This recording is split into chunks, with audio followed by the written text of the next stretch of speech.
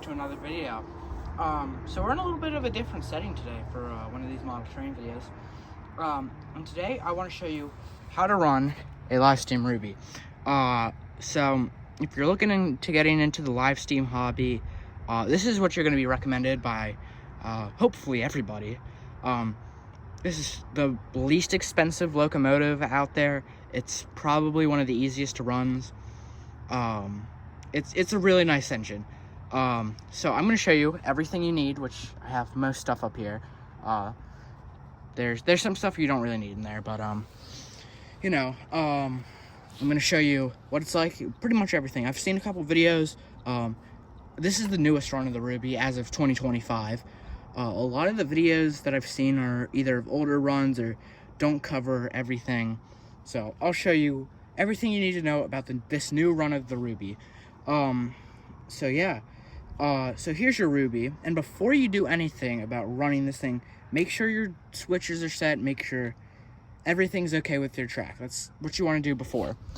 Then we're gonna grab this rag here. Now you don't need to do this every run. I'm just gonna do this to show you guys, just because I don't want to leave anything out. We're gonna take our Ruby, and we're just gonna flip that. I have it on a rag right now, just so it doesn't fall over or hurt it. Probably grab like a little, yeah, that'll keep it. And we're gonna grab some oil. This oil I got from the train department. That's where I would recommend getting everything.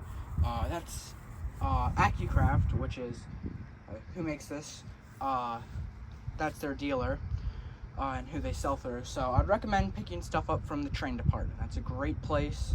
The guy Jason there, he's super great. Shout out to him, great guy. So what we're gonna do is with our steam oil, or not steam oil, I'm sorry, lubricating oil. So we're just gonna oil these areas here. I'm actually just gonna pick this up. So we're gonna oil right there. Oops, that's a little much. And we're gonna put some on this area right here, if you can see. Don't want to put a lot. Put some right here, and we're gonna put some there.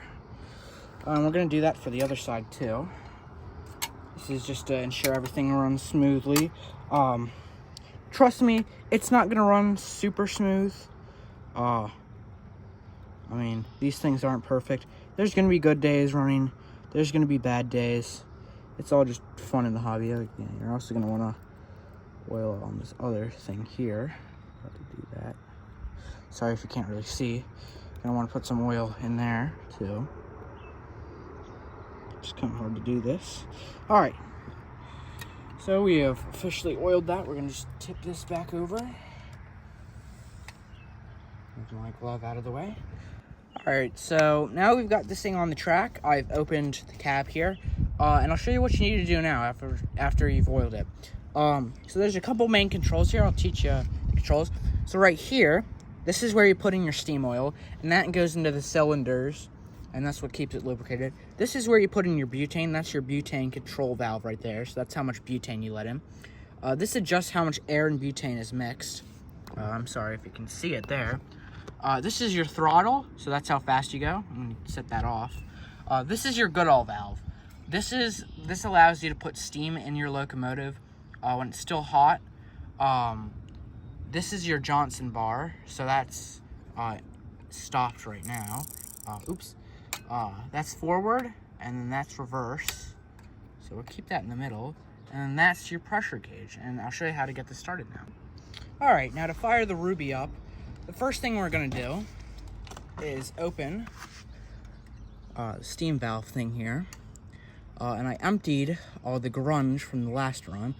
I have not put steam oil in here yet. A lot of people do that before their next run. I don't. So we're just gonna grab my little syringe, if it's somewhere in my box. I'd also recommend, you gotta pick up some of the steam oil from the train department. You're gonna need that to run 100%.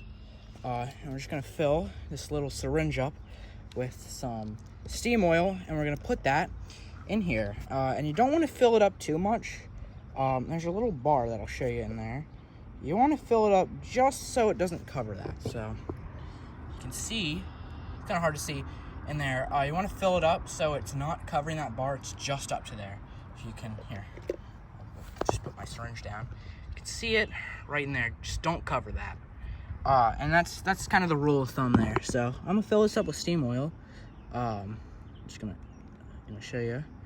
You're just gonna pour that in, and I'll come back when I'm ready to put water in. Okay, I filled this up with steam oil now. You can see it in there. It is covering it a little bit, so I'll actually just take a little bit out.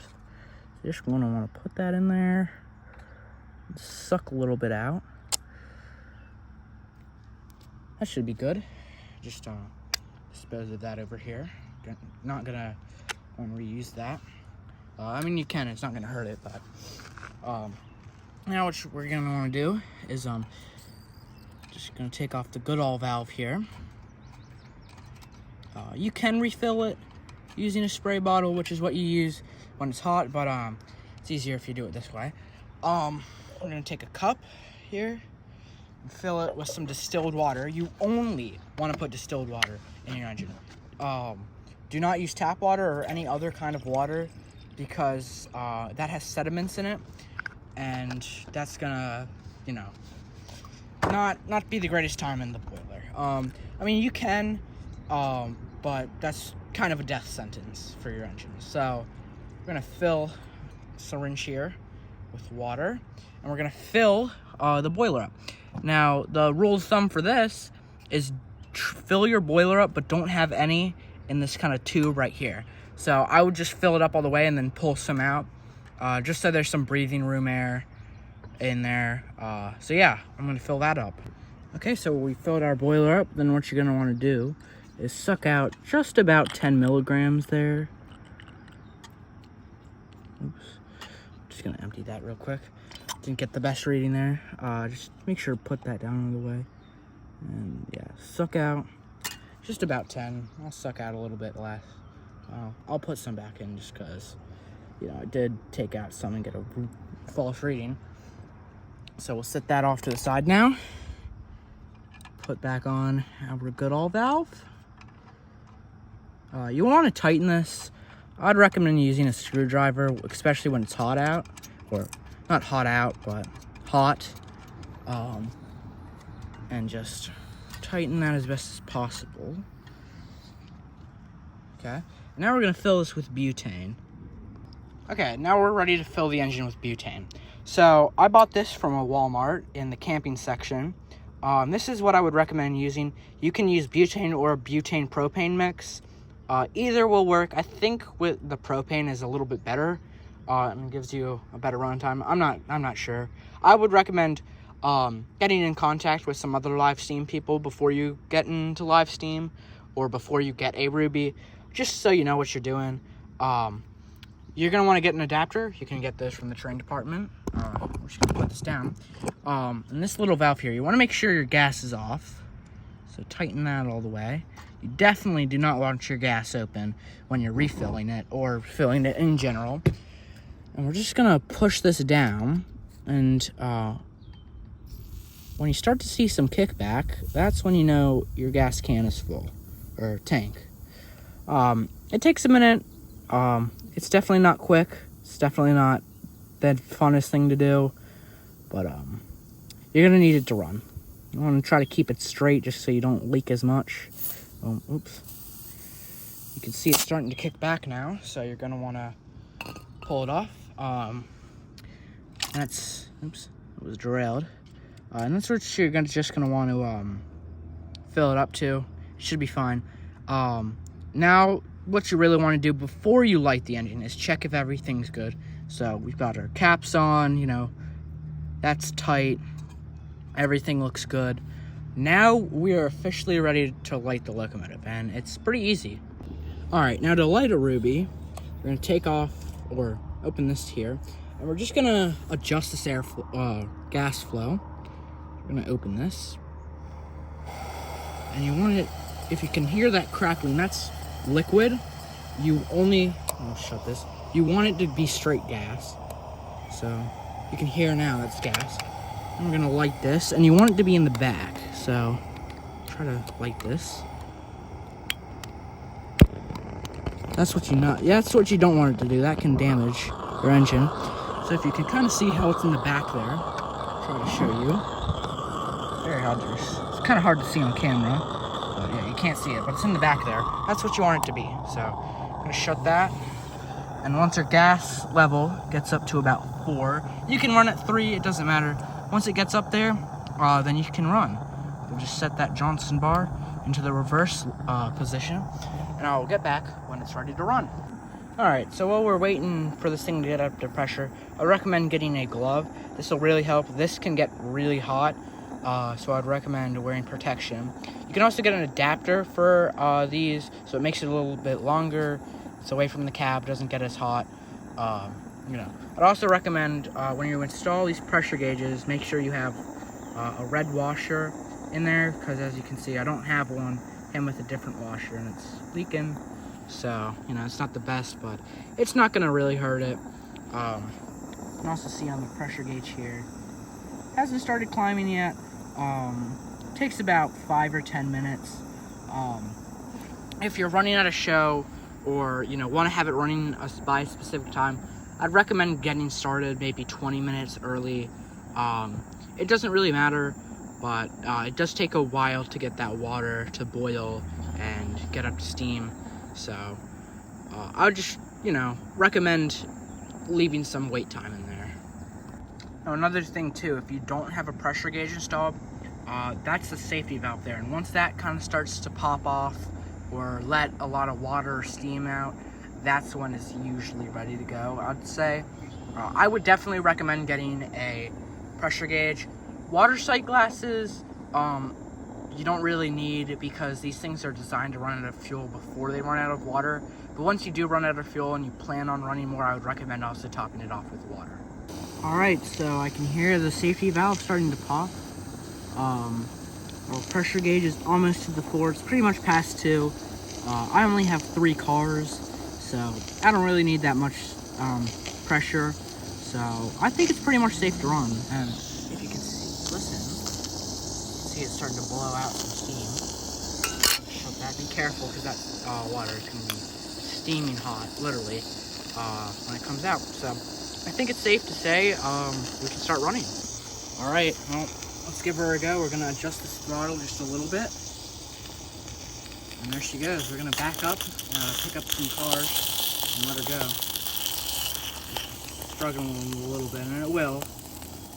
The water coming out of the smokestack isn't going to hurt it either.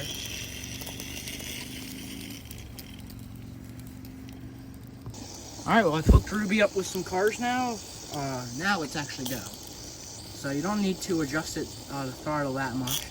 Just want to find that right spot where it'll go, but it won't go too fast.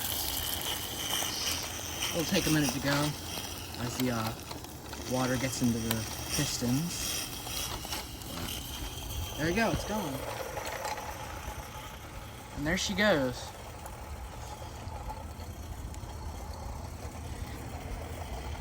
It's just gonna go around. You want to keep an eye out on it, make sure it doesn't go too fast. It's probably going a little fast right now, but yeah, it's running. You can see it'll slow down going around curves.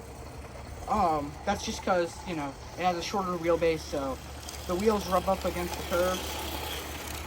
So don't worry about it.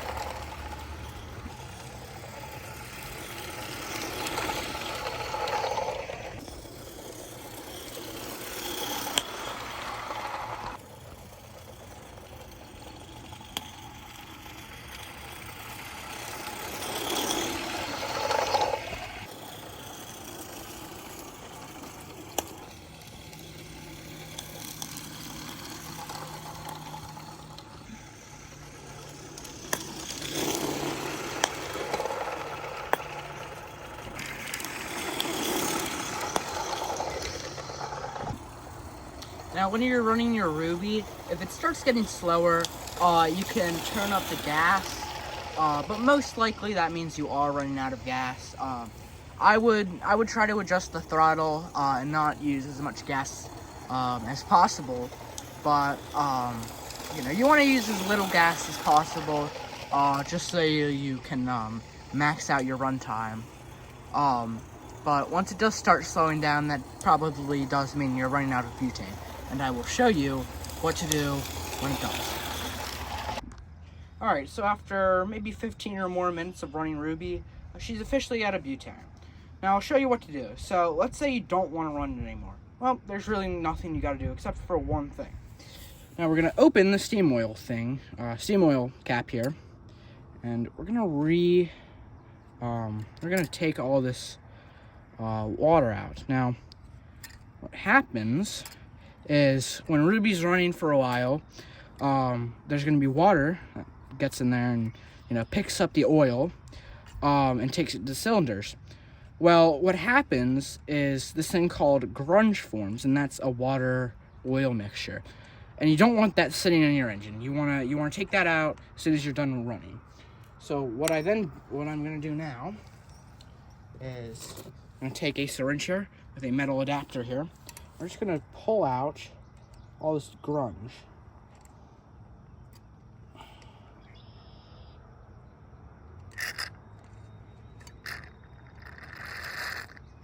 And you can see all that oil is gone.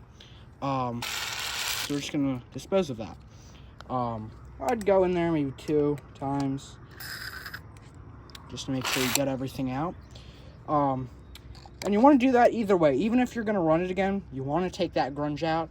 Sometimes you may have not used all the steam oil. It's still good to take the grunge out and top that off, because you never know. I would also recommend storing your syringes. Wash them out with water when you're done, but store your syringes like that so the oil, it'll keep that rubber part. It'll last a lot longer. Now, say you want to run Ruby again. Well, we're going to top off the steam oil, which I'll do right now. Alright, well, we've just topped her off with steam oil. Now what you're going to want to do is grab yourself one of these squirt bottles from the train department, one of these hoses. We're just going to put that in there. We're going to refill it with water. This is going to let you fill this up while the boiler's still hot. So, because you don't want to take off that cap unless, something bad happens. Even when you think you haven't filled it up enough, you will, because that water will squirt out. That's when you know you filled it up. So, it's filled up. Then we're just going to take the butane. Make sure your gas is off. It's something you're not going to want to do. If your gas is still on and you're filling it up with butane, it's not going to end pretty. So, we're just going to fill that up again.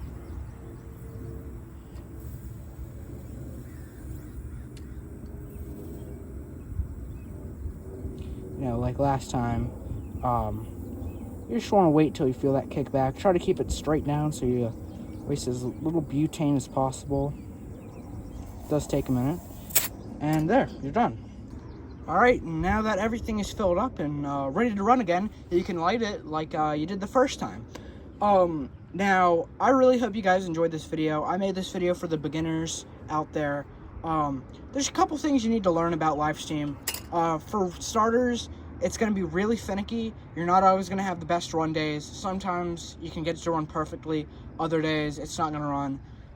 Especially in the wintertime when it's cold out, it's going to be a lot harder to run if you can actually get it to run.